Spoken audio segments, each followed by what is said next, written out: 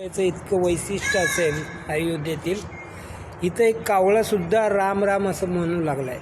पहा,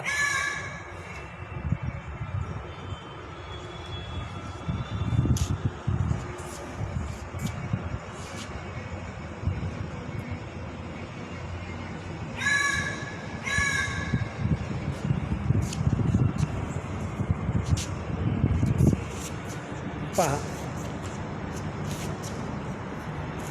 राम राम राम राम राम राम. पाहिलं, ह्या सोहळ्याचा आनंद आपल्यालाच नाही तर पशु पक्ष्यांनाही झाला आहे. राम राम असं करून तो ओरडत आहे. राम राम राम.